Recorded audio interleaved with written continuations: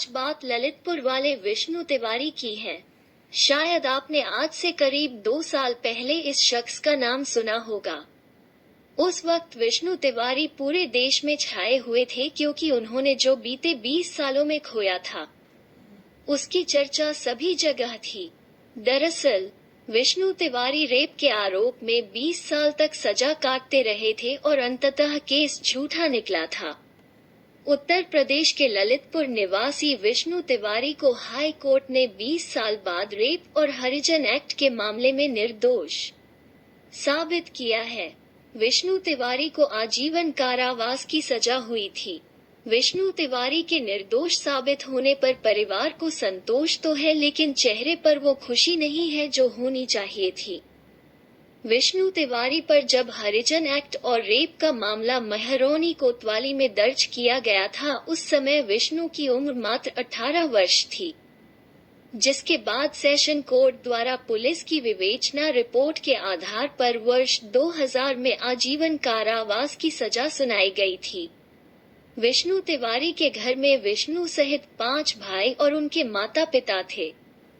निर्दोष विष्णु के जेल जाने के बाद से उनका पूरा परिवार बर्बाद हो गया।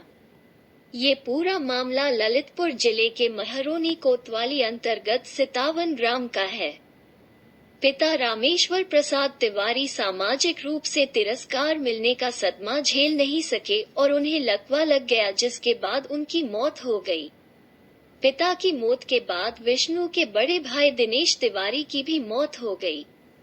वहीं सामाजिक तिरस्कार ने पूरे परिवार को बर्बाद कर दिया। 5 भाइयों में दिनेश बाद रामकिशोर तिवारी की हार्ट अटैक से मौत हो गई। उनकी मां भी निर्दोष विष्णु को याद करते करते भगवान को प्यारी हो गई, लेकिन विष्णु के परिवार में 4 लोगों की मौत पर उन्हें एक की भी अवधि में आने के लिए बेल नहीं मिली। विष्णु तिवारी अपने माता पिता और अपने 2 भाई के अंतिम दर्शन तक नहीं कर सका। आज 20 साल बाद जब विष्णु को निर्दोष साबित किया गया तो न्याय और कानून को लेकर उनके परिवार में बचे छोटे भाई महादेव तिवारी, भतीजे सत्येंद्र तिवारी और विधवा भाभी सुषमा तिवारी सवाल उठा रही हैं कि क्या कानून, सरकार, न्यायपालिका उनके बर्बाद हो चुके परिवार के वो 20 साल वापस लौटा सकती है? निर्दोष विष्णु तिवारी के माँ बाप और 2 भाइयों को लौटा सकती है, जिनका अंतिम समय में उसे चेहरा भी देखने को नसीब नहीं हो सका। कानूनी प्रक्रिया का ये वो काला सच है जो 20 साल तक इस तिवारी परिवार ने भुगता। जानकारी के मुताबिक विष्णु तिवारी निर्दोष था। सिर्फ गाय को बांधने के लिए रास्ते में जाते समय आपसी रंजिश की वजह से एक विवाद हो गया। उस पर हरिजन एक्ट के साथ साथ रेप का मुकदमा भी दर्ज कर दिया गया। आरोप है कि तत्कालीन अधिकारी ने झूठी विवेचना दिखाकर जेल भेजा था और फिर विष्णु तिवारी को आजीवन कारावास की सजा हो गई। लेकिन विष्णु तिवारी ने अपनी हिम्मत नहीं हारी।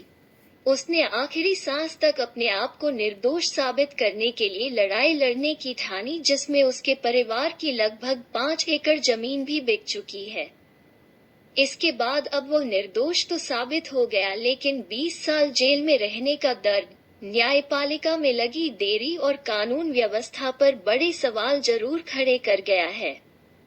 जहां एक सेलिब्रिटी को थोड़ा सा बुखार आने पर बेल मिल जाती है, वहीं दूसरी तस्वीर और सच ये भी है कि एक गरीब को अपने माँ बाप और भाइयों की अर्थी में भी शामिल होना नसीब नहीं होता है। हाई कोर्ट ने विष्णु को निर्दोष करार दे दिया। जल्द ही वो आगरा जेल से अपने घर भी लौट आएगा, लेकिन वो 20 साल कभी वापस नहीं आएंगे। यूपी की आगरा सेंट्रल जेल में 20 सालों तक बिना अपराध किए रेप के आरोपों में सजा काटने वाले विष्णु तिवारी के ऊपर एक बार फिर दुखों का पहाड़ टूट पड़ा है। इस बार धोखा उन्हें उनकी जीवन संगिनी ने ही दे दिया। उसी जीवन संगिनी ने जिससे 2 दिन पहले ही वो शादी के बंधन में बंधे थे। हैरानी भरी बात यह है कि इस बार उनके जीवन में लुटेरी दुल्हन ने दस्तक दी थी। 1 साल पहले जेल से बाहर आए विष्णु तिवारी को करीब 22 साल पहले ललितपुर की हरौनी पुलिस द्वारा दुष्कर्म के झूठे आरोप में जेल भेज दिया था। हालांकि 20 साल बाद न्यायालय ने उन्हें बरी करते हुए दोषी अधिकारियों से स्पष्टीकरण मांगा था। विष्णु तिवारी के वापस घर आने पर उनके गांव वाले बहुत खुश हुए थे और बीते दिनों ही उन्होंने एमपी के सागर जिले की एक लड़की से शादी रचाई थी। फिलहाल विष्णु के सामने नई समस्या कुछ ऐसे आई है कि उन्होंने बीते दिनों जिस लड़की से शादी की थी वो लुटेरी निकली। विष्णु की शादी को 2 दिन ही बीते थे कि लुटेरी दुल्हन घर में मौजूद नकदी और जेवरात लेकर रफू चक्कर हो गई। अब इस मामले में विष्णु तिवारी ने पुलिस से फिर न्याय की गुहार लगाई है। विष्णु तिवारी ने शिकायत में आरोप लगाया है कि शादी से 5 दिन पहले उनकी मुलाकात मध्य प्रदेश के सागर जिले के रहली गांव के गुड्डू से हुई थी।